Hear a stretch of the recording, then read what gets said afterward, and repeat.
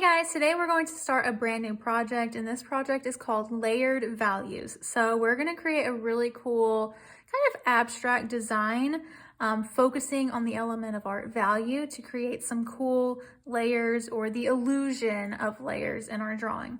So before you get started, you need to do 3 thumbnails in your journal, okay?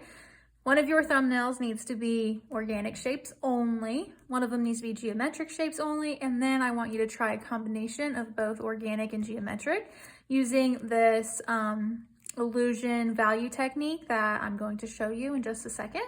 So I want you to play around with your shapes because shape is another important element of art for this project. And you're going to choose your favorite one after you do your thumbnails, and your favorite one we are going to transfer onto a larger piece of paper. And to get started on your larger piece of paper, you're going to need a ruler, and this is an 18-inch ruler. I don't have enough 18-inch rulers for everyone to have their own, so you guys are going to have to share these.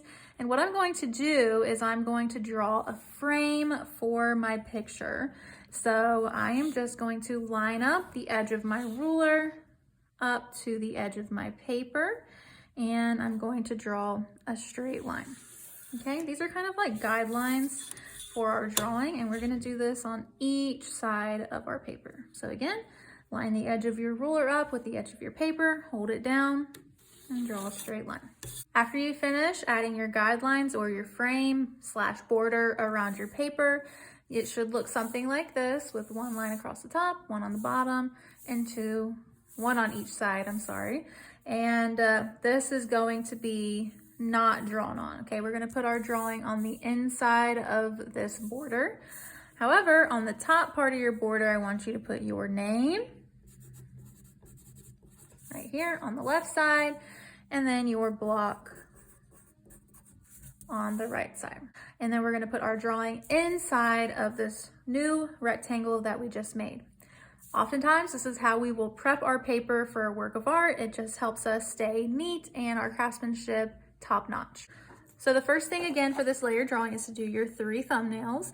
You're going to choose your favorite one, and we're going to transfer that onto your big piece of paper. So the first step is to draw either your organic shapes or your geometric shapes nice and big on your piece of paper. You should have at least 6 to 7 organic or geometric shapes, or a mixture of both. And as you can see, I'm drawing it pretty lightly, and you want to leave a little space in between your shapes, but don't spread them out too much.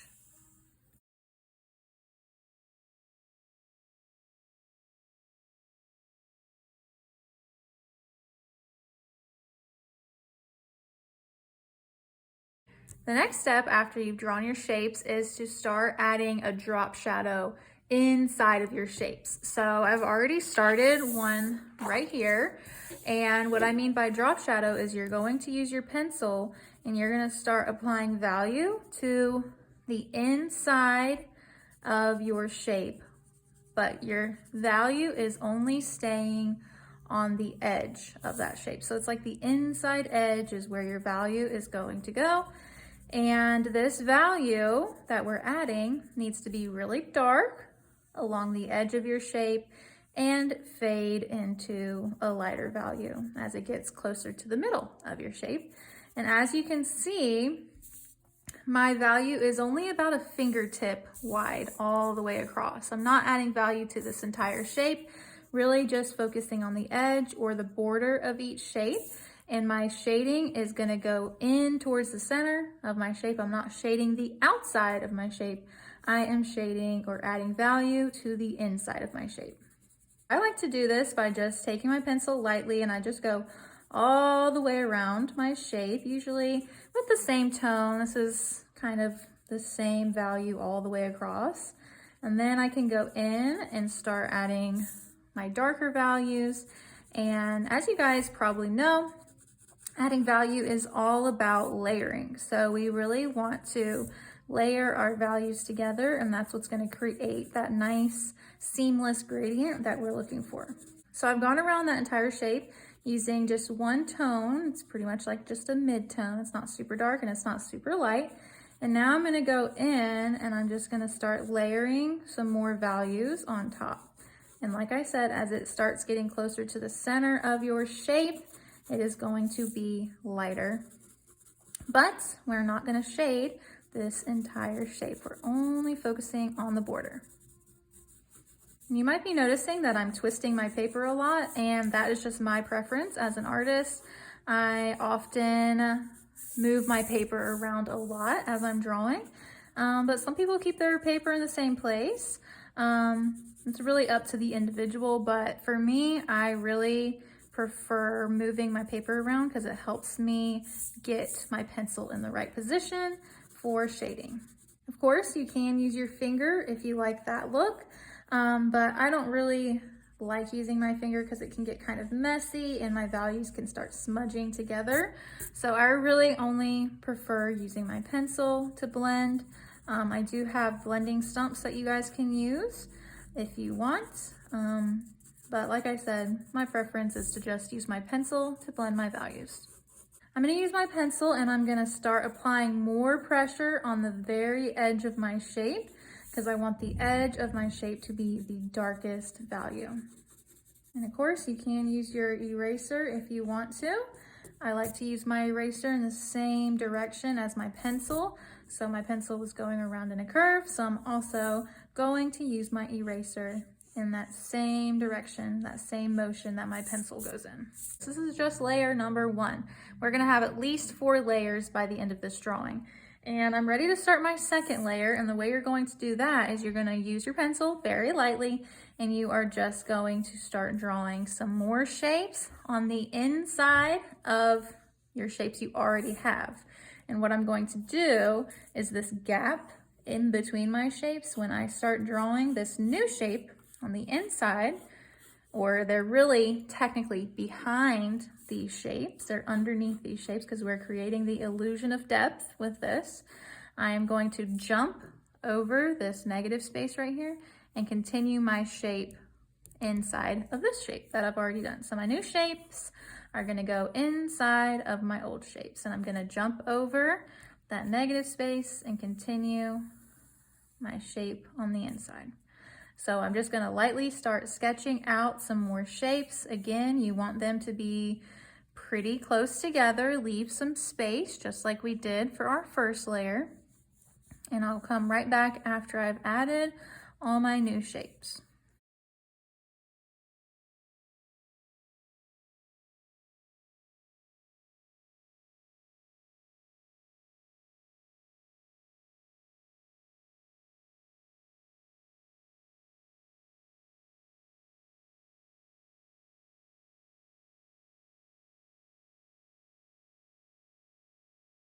I just finished adding my new shapes that are behind or underneath these shapes, my first layer, and it might start getting a little bit confusing, so you really have to be able to differentiate your layers. So again, for my second layer, I'm gonna do the same exact thing. I'm going to shade on the inside of my new shapes, going right on top of the shading I've already done on my first layer.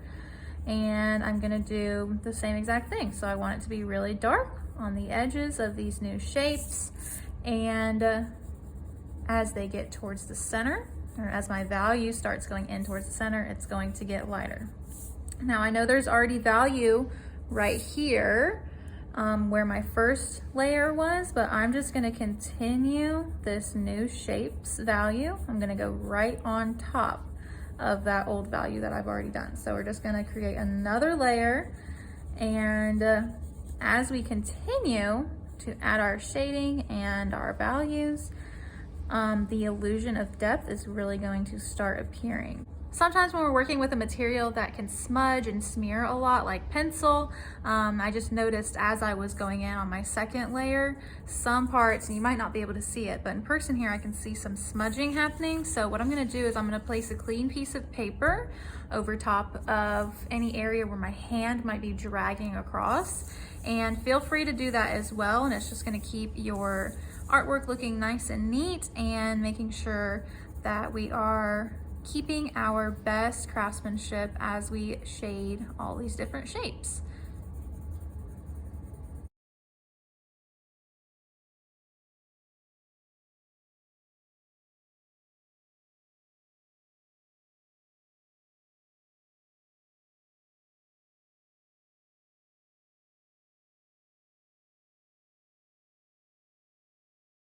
So I just finished adding all the drop shadows to my second layer, all those shapes that I just drew.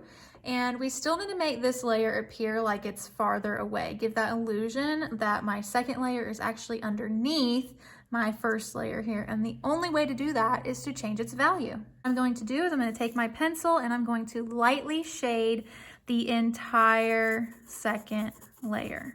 Okay, it's really important that you don't do this too dark, because if you do this too dark and you don't do it lightly, then your next layers are going to be almost impossible to do. So what I'm doing is I'm just using my pencil and I'm lightly changing the value of the super bright white, and I'm just using my pencil and I'm lightly going over it to make it a light gray color instead of a bright white.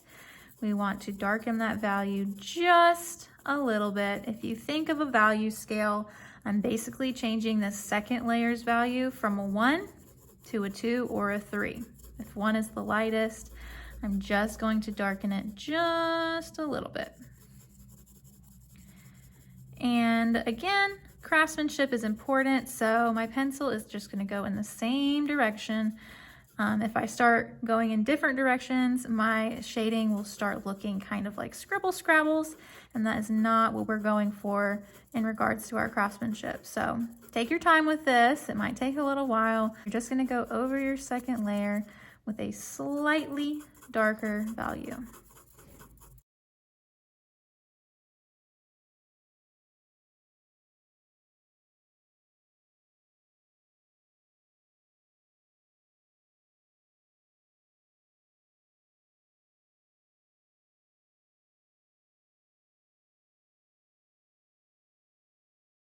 Now my second layer looks a little bit farther away because it is a darker value. So things that have a darker value usually tend to appear or give the illusion that those objects are farther away.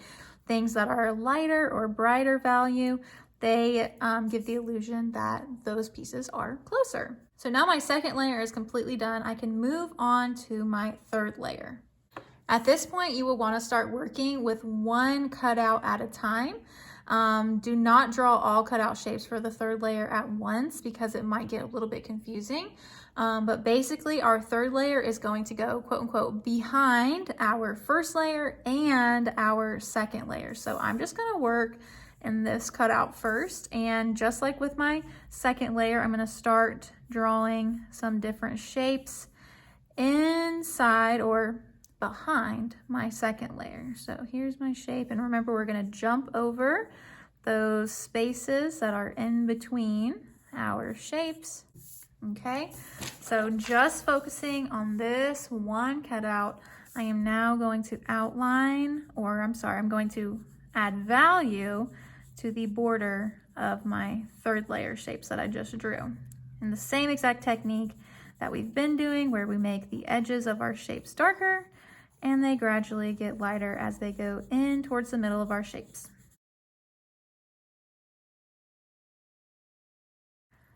Okay, I'm still working in this one section here, and I just finished adding value to my layer 3 shapes. So if you can see, this is my first layer, my second layer is right here, and then my third layer is back behind my second layer.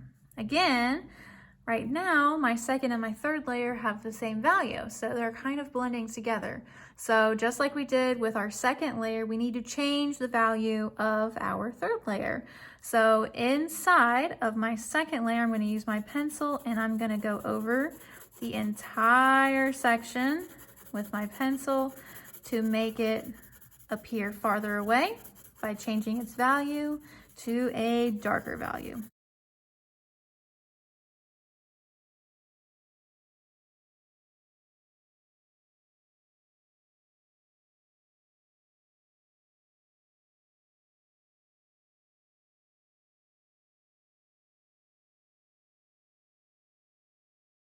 You are going to repeat these steps in each of these spaces, and you're only on layer 3, so you're going to do, again, repeat the same steps for layer 4, Really focus on one area at a time, because as you go on, if you look at it as a whole, it's going to get a little bit confusing. So I would take it one section at a time now. And your fourth layer is going to be the darkest layer. Okay, so I'm going to show you what that will look like in this section.